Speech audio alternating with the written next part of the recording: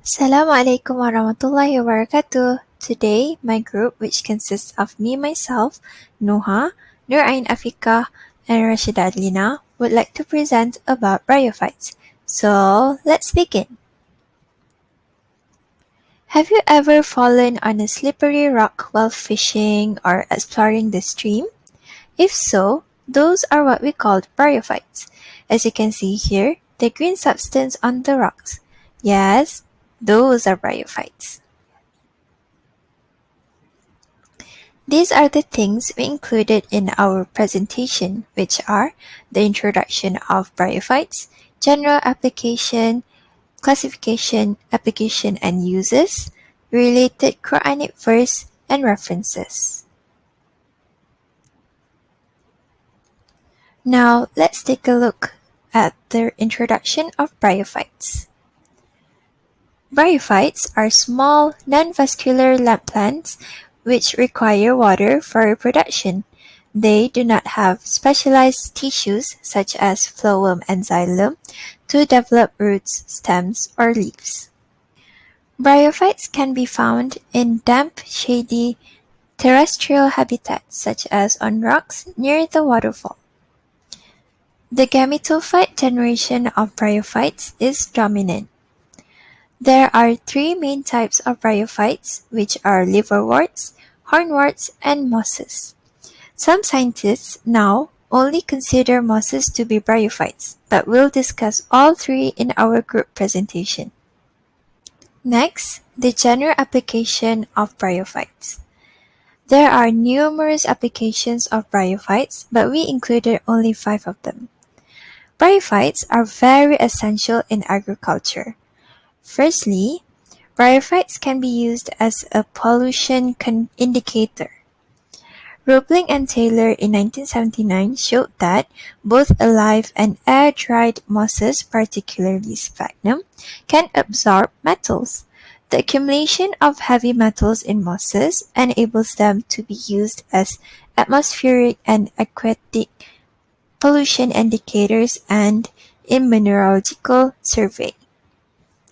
Bryophytes also play a role as inhibitors of soil erosion due to their trample-resistant structure and their regenerative ability. Besides that, bryophytes play an important role in iron ore deposition. Not only that, bryophytes provide seedbeds for the larger plants of the community. As bryophytes grow close together into a cushion-like covering over soil, rocks, tree trunks, and leaves. And lastly, bryophytes form microhabitats for tiny insects and an entire array of microorganisms. As you can see here, this is the taxonomy chart for bryophytes.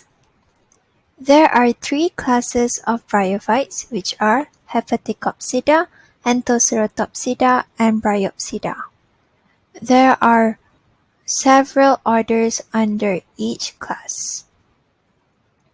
Alright, now we will discuss about the applications and uses of bryophytes in our life. Bryophytes as fuel. Liverworts and mosses have long been tried and used as a fuel in developed countries such as Finland, Sweden, Ireland, West Germany, Poland, and Soviet Union.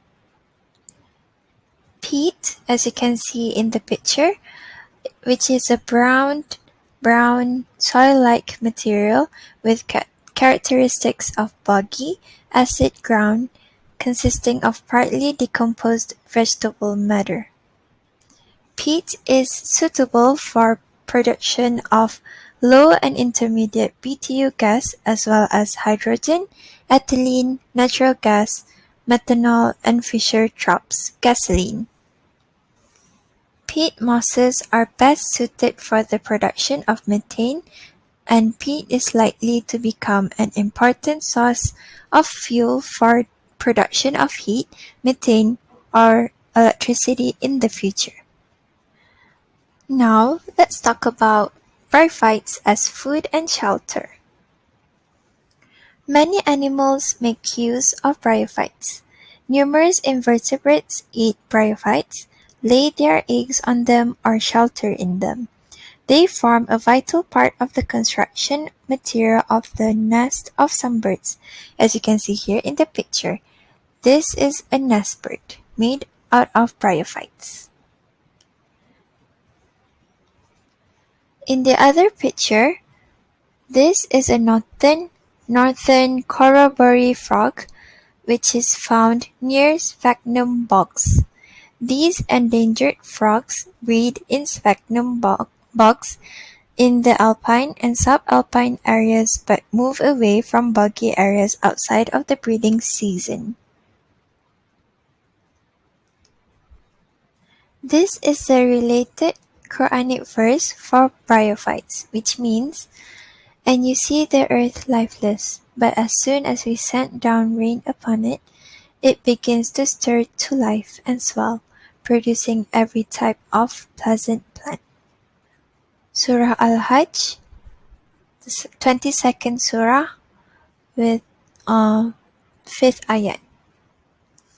This ayat states that each and every plant and living things created by Allah on this earth has their own benefits and importance. If not because of them, the earth would be empty and meaningless.